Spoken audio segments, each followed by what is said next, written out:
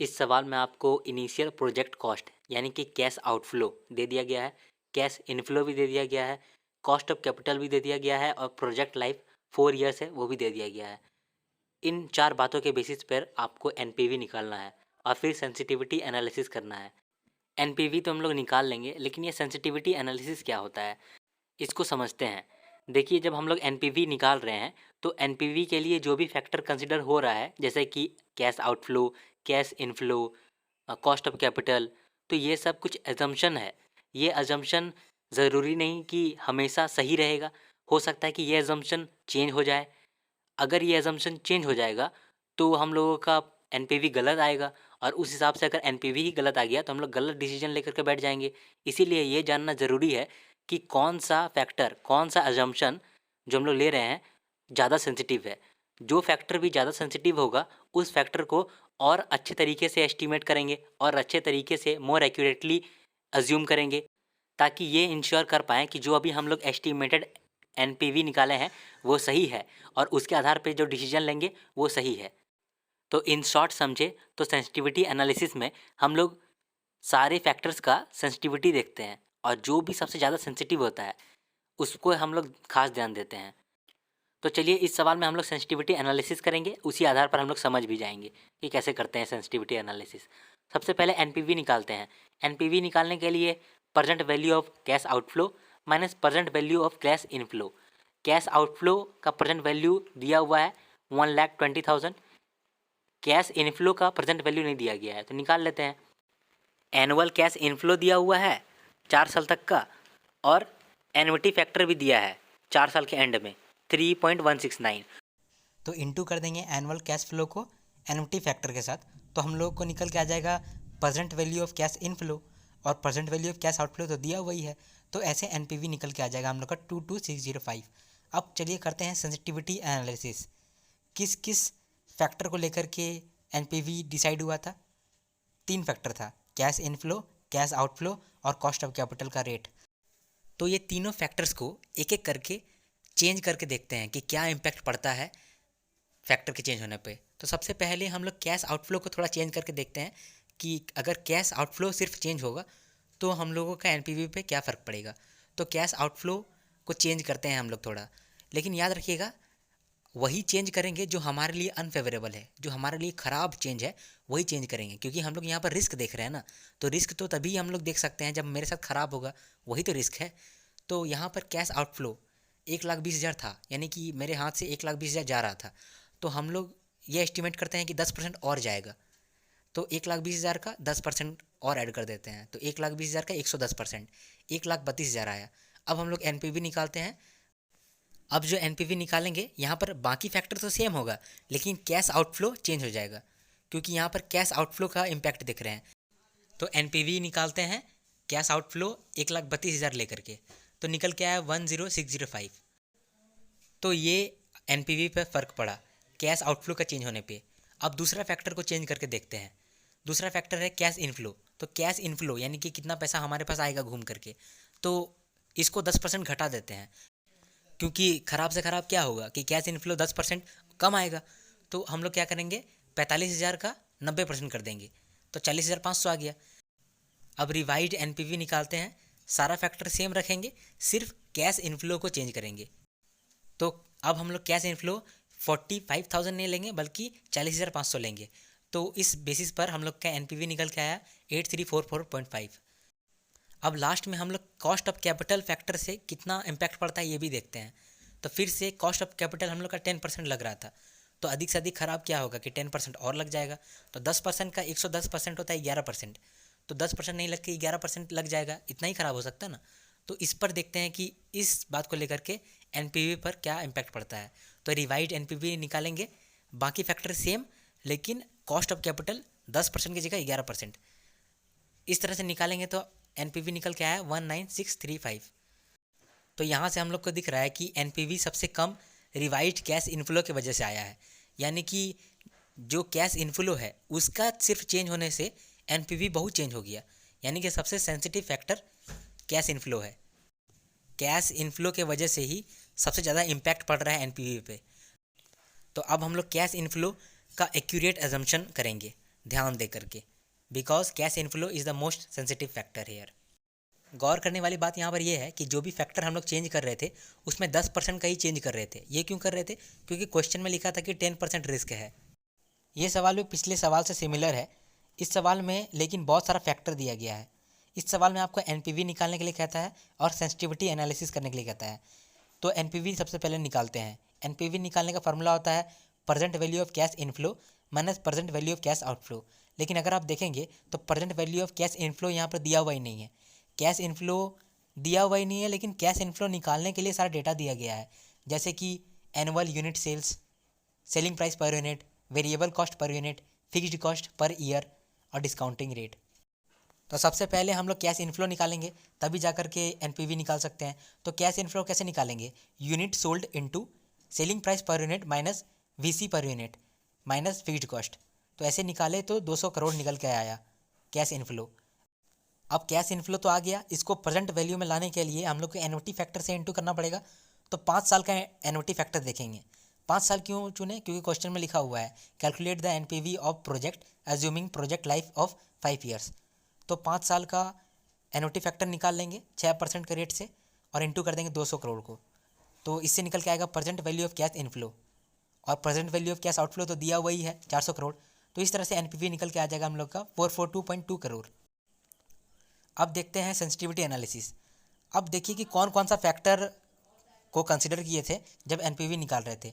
तो एनपीवी को निकालने के लिए बहुत सारा फैक्टर यहाँ पर यूज़ हुआ था, जैसे कैश आउटफ्लो और कैश इनफ्लो। लेकिन कैश इनफ्लो निकालने के लिए भी तो बहुत सारा फैक्टर यूज़ हुआ था, जैसे कि unit sold, selling price per unit, VC पर यूनिट और फिक्स्ड कॉस्ट। तो ये सारा फैक्टर जिम्मेदार है एनपीवी के कैलकुलेशन पे। तो हम सारा फैक्टर को एक एक करके सेंसिटिविटी एनालिसिस करेंगे। तो चलिए हम लोग 2.5% का रिस्क से एनालिसिस करते हैं। सबसे पहले कैश आउटफ्लो। हमारे बिजनेस से कैश जा रहा था 400, तो अधिक से अधिक खराब कितना होगा? 2.5% और चला जाएगा। तो 400 इंटू 102.5। अब रिवाइज एनपीवी निकालते हैं सारा फैक्टर को सेम रखकर, सिर्फ कैश आउटफ्लो को चेंज करके। तो निकल के आया 432.2। अब दूसरा फैक्टर का एनालिसिस करते हैं। पहला फैक्टर का एनालिसिस हो गया कैश आउटफ्लो, दूसरा फैक्टर है कैश इनफ्लो। अब कैश इनफ्लो के लिए तो 4 फैक्टर हैं, तो उस सारे फैक्टर को देखना पड़ेगा। तो सबसे पहला फैक्टर है यूनिट सोल्ड। यूनिट सोल्ड के वजह से कैश इनफ्लो चेंज हुआ था, तो यूनिट सेल्ड को थोड़ा चेंज करके देखते हैं। तो यूनिट सोल्ड कितना हुआ था? 5 करोड़। तो अधिक से अधिक खराब क्या होगा कि 2.5% कम बिकेगा। तो 5 करोड़ का 97.5% बिकेगा, यानी कि 48.75 करोड़ बिकेगा यूनिट। अब यूनिट सोल्ड चेंज किए हैं तो कैश इनफ्लो चेंज हो जाएगा। कैश इनफ्लो रिवाइज निकालते हैं तब। तो कैश इनफ्लो जब रिवाइज निकाले तो 193.75 करोड़ आया। अब कैश इनफ्लो के आधार पर एनपीवी चेंज हो जाएगा। तब एनपीवी को रिकैलकुलेट करते हैं, रिवाइज एनपीवी निकालते हैं, अज्यूमिंग कि कैश इनफ्लो चेंज हुआ है, बाकी सारा कुछ सेम है। और कैश इनफ्लो भी क्यों चेंज हुआ है? यूनिट सोल्ड के वजह से। इसी तरह से हम लोग सेलिंग प्राइस पर यूनिट को चेंज करके रिवाइज्ड कैश इनफ्लो निकालेंगे। अब उस रिवाइज्ड कैश इनफ्लो के बेसिस पर रिवाइज्ड एनपीवी निकलेगा। और ऐसे करते करते हम लोग वीसी पर यूनिट के हिसाब से भी एनपीवी क्या निकलेगा वो देखेंगे। फिक्स्ड कॉस्ट को चेंज करने की वजह से एनपीवी क्या निकलेगा ये चेक करेंगे। और लास्ट में डीआरआर चेंज, यानी कि कॉस्ट ऑफ कैपिटल जितना है 6%, उसका 2.5% चेंज होने पे क्या इम्पैक्ट पड़ेगा एनपीवी पे, सारा देखेंगे। और अगर सारा देख रहे हैं तो हम लोगों को मालूम चलेगा कि सबसे कम एनपीवी निकलता है जब एसपी पर यूनिट, यानी कि selling price per unit change होता है। तो हमारे लिए सबसे ज़्यादा sensitive selling price per unit है। तो हम लोग जब अज्यूम करेंगे, जब अजम्पशंस करेंगे, जब एस्टिमेट करेंगे, तो सेलिंग प्राइस पर यूनिट पर खास ध्यान रखेंगे, मोर एक्यूरेटली उसको अज्यूम करेंगे। मैं रिकमेंड करता हूँ कि इस सवाल को एक बार आप कॉपी में बना लें, नहीं तो एक बार आप रीड कर लें। ये सवाल पिछले सवाल से सिमिलर है, क्योंकि यहाँ पर भी एनपीवी निकालने के लिए कहा है और सेंसिटिविटी एनालिसिस करने के लिए कहा है। लेकिन एनपीवी निकालने के लिए हम लोग को कैश आउटफ्लो और कैश इनफ्लो दोनों का प्रेजेंट वैल्यू चाहिए होता है। लेकिन यहाँ तो कैश इनफ्लो ही नहीं दिया है, लेकिन कैश इनफ्लो निकालने के लिए फैक्टर्स दे दिए गए हैं, जैसे कितना यूनिट सोल्ड किए हैं, यानी कि sales volume, selling price per unit, variable cost per unit और फिक्स्ड कॉस्ट, सब कुछ दे दिया है कैश इनफ्लो निकालने के लिए। तो निकाल लेते हैं। 2 lakh into 30 minus 16.5 minus 10 lakh, तो निकल के आया कैश इनफ्लो 17 लाख। अब एनपीवी निकालते हैं, तो एनपीवी निकालने के लिए present value of cash inflow minus present value of cash outflow, तो 17 लाख को इंटू कर देते हैं एन्युटी फैक्टर से, और एन्युटी फैक्टर निकालेंगे on the basis of discounting rate 12% 5 साल के लिए, क्योंकि सवाल में ही लिखा हुआ है expected life of machine is 5 years. तो ऐसे हम लोग का एनपीवी निकल के आ गया। अब हम लोग सेंसिटिविटी एनालिसिस करते हैं, तो कौन कौन सा फैक्टर है या फिर कौन कौन सा वेरिएबल है जो कि इम्पैक्ट करता है एनपीवी का कैलकुलेशन पर। Selling price per unit, sales volume, variable cost per unit. और ऑप्शन नंबर डी में भी कहा है कि सेल्स वॉल्यूम जो हम लोग सोचे हैं 2 लाख, वो 2 लाख होगा नहीं, वो डिपेंड करता है। अगर पुअर स्टेट ऑफ इकोनॉमी रहा तो एनुअल सेल्स 1,75,000 होगा, अगर नॉर्मल इकोनॉमी स्टेट रहा तो 2 लाख होगा, और गुड स्टेट ऑफ इकोनॉमी रहा तो 2,25,000 एनुअल सेल होगा। और इसके साथ प्रोबेबिलिटी भी दे दिया गया है। तो पहला 3 फैक्टर का इम्पैक्ट तो हम लोग निकालने जानते हैं, पिछले सवाल में निकाले हैं, सेम टू सेम यहाँ पर भी वैसे ही निकालना है। लास्ट वाले जो फैक्टर है उसका इम्पैक्ट हम लोग यहाँ सीखते हैं। लास्ट वाला में क्या कह रहा है कि स्टेट ऑफ इकोनॉमी के हिसाब से एनुअल सेल्स डिसाइड हो सकता है, और उस एनुअल सेल्स का होने का प्रोबेबिलिटी भी दिया हुआ है। तो हम लोग जो भी एनुअल सेल है उसको एक्स मान लेते हैं और उसका प्रोबेबिलिटी के साथ इंटू कर देते हैं, तो पी एक्स निकल के आ जाएगा। और जब पी एक्स यानी कि एक्सपेक्टेड एनुअल सेल्स आ गया, तो जब ऐड कर देंगे तो मालूम चल जाएगा कि एवरेज में कितना एक्सपेक्टेड सेल है। तो एवरेज में जो एक्सपेक्टेड सेल निकल के आ जाएगा 1,95,000 निकल के आया है। तो अब हम लोग मान लेंगे यही हमारा रिस्क का इम्पैक्ट है, और 1,95,000 के हिसाब से हम लोग एनपीवी निकाल लेंगे और देखेंगे सारा फैक्टर्स में से कि कौन सबसे ज़्यादा सेंसिटिव फैक्टर है। तो देखने से तो लग रहा है कि सेल्स वॉल्यूम सबसे ज़्यादा सेंसिटिव फैक्टर है। इस सवाल में XYZ लिमिटेड का इनिशियल कॉस्ट ऑफ प्रोजेक्ट दिया हुआ है, यानी कि कैश आउटफ्लो दिया हुआ है। फिर कैश इनफ्लो नहीं दिया हुआ है, लेकिन उसको कैलकुलेट करने के लिए फैक्टर्स दिए गए हैं, जैसे कि selling price per unit, cost per unit, और जितना सेल्स वॉल्यूम है, 3 साल का सेल्स वॉल्यूम भी दिया हुआ है। आपको सेंसिटिविटी एनालिसिस करना है, और डिस्काउंटिंग रेट के लिए आपको दे दिया गया है कि 10% है डिस्काउंटिंग रेट। और सवाल में 4 फैक्टर दिए गए हैं जिसका हम लोग सेंसिटिविटी एनालिसिस करेंगे। तो सबसे पहले हम लोग कैश इनफ्लो निकालेंगे। कैसे कैश इनफ्लो निकालते हैं? कैश इनफ्लो निकालने के लिए सबसे पहले कंट्रीब्यूशन निकाल लेते हैं। Selling price minus variable cost, तो 60 माइनस 40 निकल के आया है 20। अब जो जितना भी सेल्स वॉल्यूम है उसको इंटू कर देंगे 20 के साथ, तो कैश इनफ्लो निकल के आ जाएगा। तो ईयर 1, ईयर 2, ईयर 3 में कैश इनफ्लो निकाल लिए हम लोग 20 रुपीज़ पर यूनिट के हिसाब से। अब एनपीवी निकाल लेते हैं। एनपीवी आराम से निकाल सकते हैं। ईयर 1, ईयर 2, ईयर 3 का जो भी इनफ्लो है उसको इंटू कर देंगे प्रेजेंट वैल्यू फैक्टर के साथ, तो हम लोगों का आ जाएगा present value of cash inflow, minus कर देंगे present value of cash outflow, तो एनपीवी आ जाएगा। अब एनपीवी आ गया, अब सेंसिटिविटी एनालिसिस करते हैं। तो 10% रिस्क के साथ एनालिसिस स्टार्ट करते हैं। सबसे पहले selling price per unit factor को देखते हैं। सेलिंग प्राइस पर यूनिट मान लीजिए कि अधिक से अधिक खराब हुआ तो 10% कम हो जाएगा, तो 10% कम कर देते हैं। 60 का 90% कर देते हैं, तो 54 आ गया रिवाइड सेलिंग प्राइस पर यूनिट। अब रिवाइड सेलिंग प्राइस पर यूनिट की वजह से revise contribution per unit change होगा, तो रिवाइज कंट्रीब्यूशन पर यूनिट यहाँ पर चेंज कर दिए। जैसे revise contribution per unit change हुआ वैसे सारा कैश इनफ्लो चेंज हो जाएगा, तो रिवाइज कैश इनफ्लो अब चेंज होना पड़ा, ईयर 1 का, ईयर 2 का, ईयर 3 का। अब रिवाइज कैश इनफ्लो चेंज हो गया तो उस हिसाब से एनपीवी निकाल लेंगे। एनपीवी निकाल लिए तो एनपीवी आया 82812। अब दूसरा फैक्टर चेंज करते हैं यूनिट कॉस्ट को। यूनिट कॉस्ट था 40, तो अधिक से अधिक खराब होगा तो 10% घट जाएगा।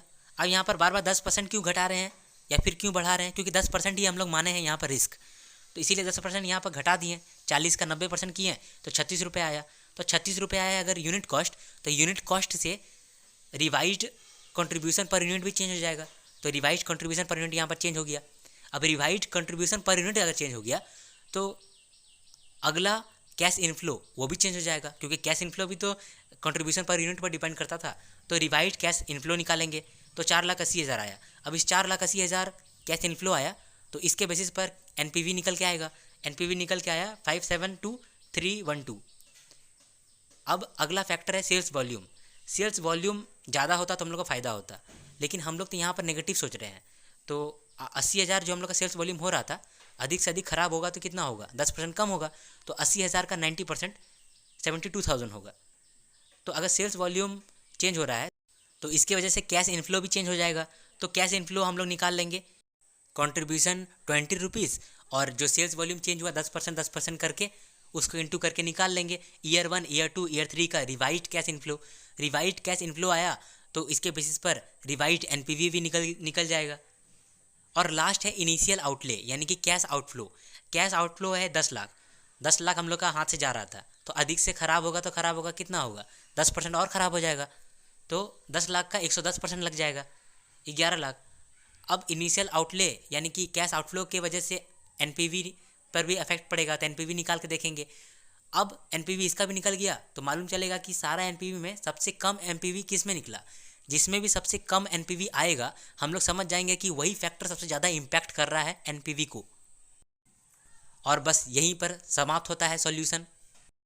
इस तरह से रिस्क एनालिसिस का शुभ समाप्ति होता है। आशा करता हूँ कि आपको मेरा वीडियो अच्छा लगा हो। अगर अच्छा लगा है तो एग्ज़ाम में पास होकर दिखाइएगा। सिंपल।